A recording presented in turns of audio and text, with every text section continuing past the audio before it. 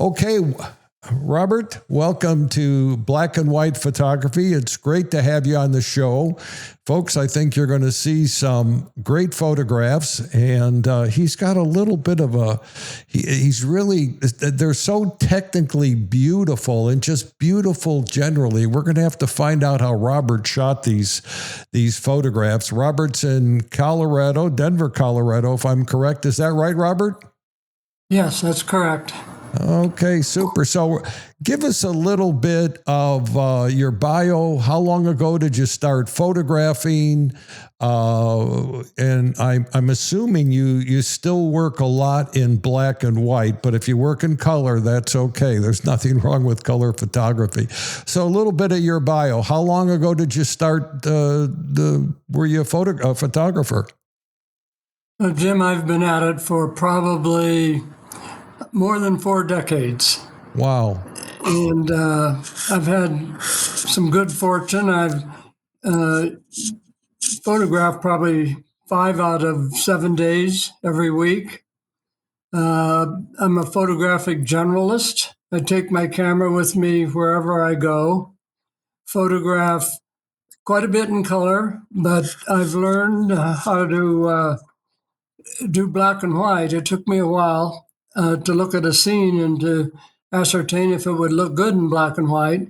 But I enjoy black and white, and I've had a lot of good luck in the photography community. I've been fortunate to have owned a gallery in New York City, photography gallery, and then have one currently in Denver.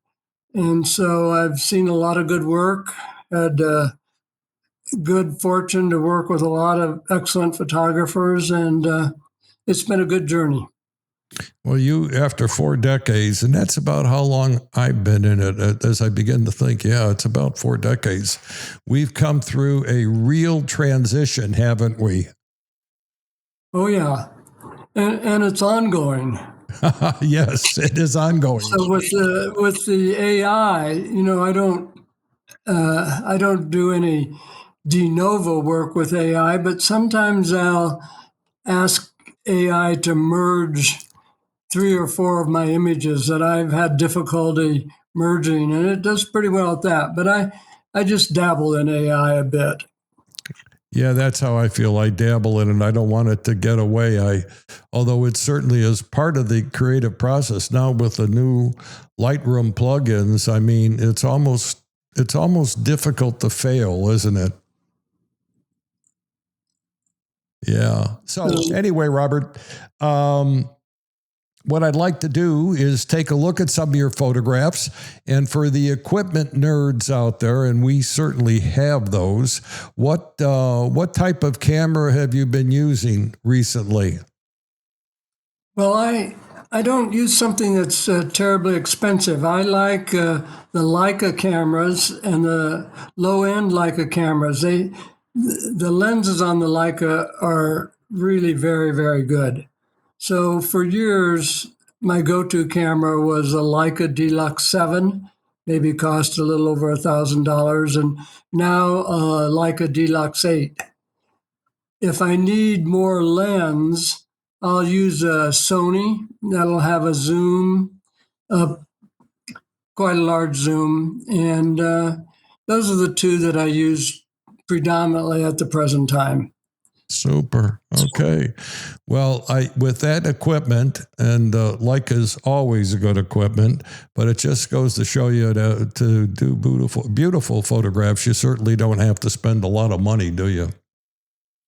No, it's the eye and not the equipment, I believe. Primary. That's the real camera. Okay, let's take a look at this first photograph.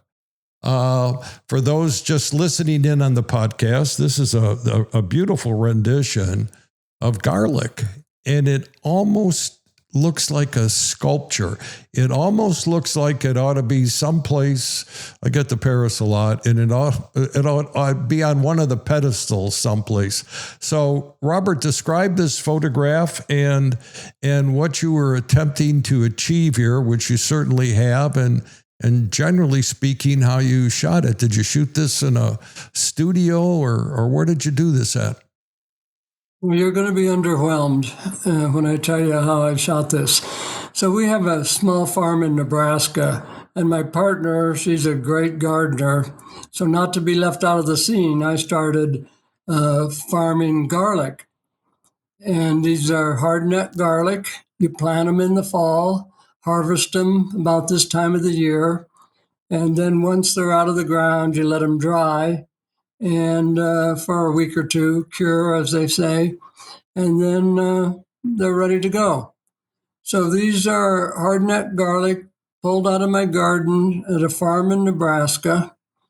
And I put them down on a kitchen counter with a velvet background, stood on a chair with my Deluxe 7 in ambient light at a f-stop of about 11 and handheld. And this is the result. Took about 20 or 30 images. I would say about a third of them were very good, tack sharp, right on. And I believe the image conveys some texture. Oh, believe me, it does. It's beautiful. Did you do a lot of? Did you manipulate in Lightroom or Photoshop? And that's okay. But I was wondering, did you up the contrast a little bit? So I use Lightroom Classic, and if I go to Photoshop, which I often do predominantly for cropping, I sometimes do an automatic curves correction because curves can be a bit tricky. And I did that, and maybe a slight touch of contrast, not a lot. But I prefer to use a pretty light touch in Photoshop or Lightroom. So, sometimes in time gone by, I would use one of the plug-in apps, FX or something like that for color, but I think it sort of, or for black and white, excuse me, I think it sort of overdoes it. So I think less is better in general in Photoshop and some of the apps you can use with it. Yeah, it's beautiful. Let's take a look at this one. This is really abstract. These reeds, folks. These reeds are beautiful. You've got two triangular shapes, and I don't know, Robert, was this done in a studio? Now you're going to underwhelm me again, I suppose. I was this done in a studio, or how did you manage this shot? So this was taken in a remote area in north central Nebraska, the Sandhills of Nebraska. That's a 20,000 square mile area that nobody's ever heard of or gone to. It's just fabulously beautiful. If you, it's one of the 7 remaining contiguous grasslands on our planet. And it has one of the lowest population densities in the U.S., less than 1 person per square mile. But these beautiful grass-covered sand dunes, and it sits on top of the Ogallala Aquifer, which was formed maybe 10,000 years ago during the Ice Age. So between the dunes, water's pretty close to the surface. And in a lot of areas there are concentrations of these reeds. And so you can see a huge mass of reeds, or you can use a longer lens to focus on something pretty simple. And that's what I was trying to do here. So it was out in nature, walking along the shore of one of these unnamed pools of water that bubbled up from the Ogallala Aquifer, trying to find something simple. And I took maybe 10 to 20 different compositions. And there was very little wind, so the reflections were pretty right on. And It was a great day. Shows you can get good photography in the middle of the day with harsh sunlight, which usually doesn't happen. But anyway. Well, So it shows this you. I did manipulate in, this looked very good, straight on. It was black reeds on white water.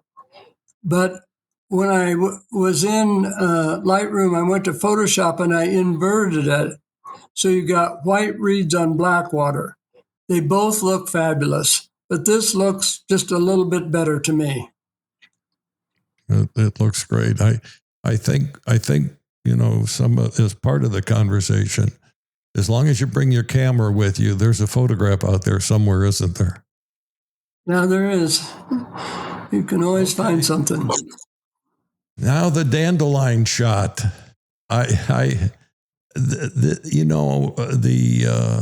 The detail in this is phenomenal. Once again, I don't know whether you did this in a studio. You were able to do this in a studio, or you were able once again to find it out in nature. How did this shot come about? This occurred about a block from my, which is in urban area, East Central Denver.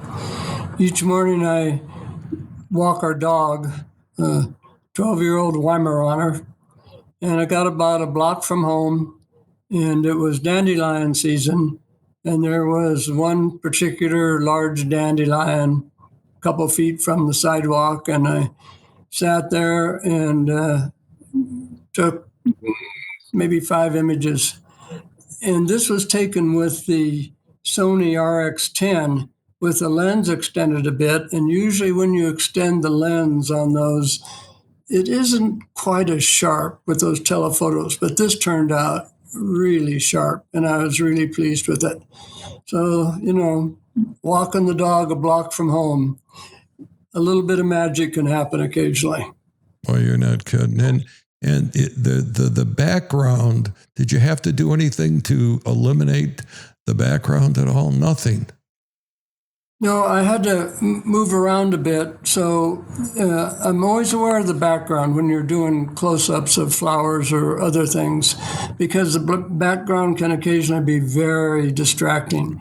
But I just moved around a little bit, and unfortunately there was a shadow in the background that, so I could add a little bit of black to the image, but the background was pretty clean. Wow. Well, what a beautiful image. Very symmetrical, but just very, very clean, very sharp.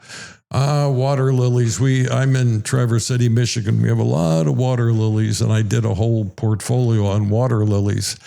And what I admire about these, I don't know if you remember the old Pac-Man games when they first came out, when we were probably kids, the games at the arcade games. And when I first looked at that, I thought, how did he achieve this? I mean, the symmetry. It looks like one of those games, but more importantly, all of these, you've got them. You've got the little slit in the leaves. I don't know how you found this place. Well, how did this happen? It does look like Pac-Man a bit, but I live about a mile and a half from the Denver Botanic Gardens, and I go over there with my camera at least once a week. And right now is pretty good for lily pad season. But I really head over there after or during a snow or rain, because, bad weather is good photography. And so it was raining, and they have a lot of great water lily ponds over there. And this one happened to have pretty good sized lily pads right up to the border, so I could stand right at the edge of the pond and lean over and shoot straight down on them. And so you got the water pooling, and you have these pads with a little cleave in it, and it turned out to be a good image. Boy, it really does. Now, what I found when I was shooting my lily pad deal is that you really gotta do a lot of different shots. Did you find you did a lot of different shots around this particular area to come out with something like this? Not this time. So this, you don't always know when you take an image, particularly black and white, if it's going to be what you preconceived. This one I was pretty sure was going to be good. And so this was a good day, and good images, water, and I didn't have to work this too much. But generally speaking, to get something unique for water lilies or lily pads, you've got to work the scene a bit. But this happened to be, didn't require much work. It was sort of something, F8 and be there. And it was a good day. Sort of fell in place. Okay. Yeah. Let's take a look at our water cabbage here. How did you see this one, Robert? The water cabbage. Tell the listeners. Yeah. So this is the farm that we had in Nebraska, and the farm was pretty small, maybe 150 acres. But it had a year-round stream, spring-fed stream that ran through there called Medicine Creek. It was an old place frequented by the Plains Indians at one time.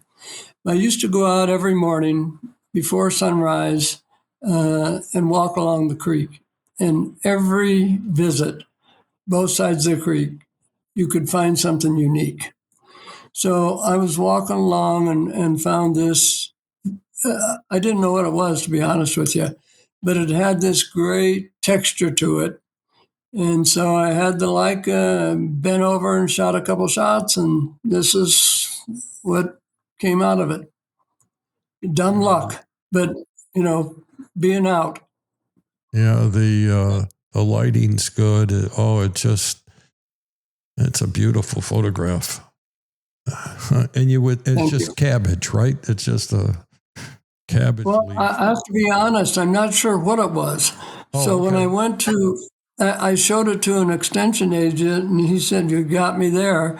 And then I showed it to another biologist, and she said, it's got these feathery things around it, and I think it's some form of cabbage. So I said, I'm calling it a water cabbage. There you go. But who knows what it actually is? Well, Robert, these were beautiful, beautiful images. And I think the listeners, what they're going to walk away with is have your camera with you, right? Walk around, take photos. And you said you have your camera with you, 5 out of 7 days a week? Yeah, I go out and seek things. I go to the parks or, when we had the farm, that was magnificent. You could find something out there all the time. It had the hills, sunrise, sunset. But walking the dog, you can find great stuff. Or out on the main streets, great street photography. But as far as having the camera with you, you know what Dorothea Lange said? The camera is a device that teaches you how to see better without a camera. So you turn into a pretty good observer of what's around you after a while. Very words of wisdom, beautiful words of wisdom from a guy that's been doing photography for over 4 decades. That's really great, Robert. How can the listeners, or do you have a website they can go to see your work? Yeah, so I post maybe twice a week on Instagram. It's at Robert Anderson Gallery 4. And I have robertjandersongallery.com. Okay. And we have, I represent about 25, I'd say, very good photographers. So Robert Anderson Gallery, they can see a list of exhibits and see some great work, great diverse work by a lot of excellent photographers at the gallery website. Well, that's really great. And I appreciate you coming on the podcast. Sometimes it's difficult to get people to come on and talk about their work, but I think photographers that listen to the podcast, and over the years we've gotten like 20,000 downloads. I think they learn a lot from listening to photographers like yourself, people that aren't necessarily professionals that go out and try to make money taking and selling photographs, but people that just enjoy taking photographs and enjoy, that art form that fortunately has been with us for, 150 years or so. So, but I do appreciate you coming on, Robert. And hopefully, maybe we can show some of your other work, later as we move later on. Sounds good. And I appreciate the opportunity, Jim. Pleasure to be here. Okay. Thank you very much, Robert. You have yourself a great day, sir. All right, will do.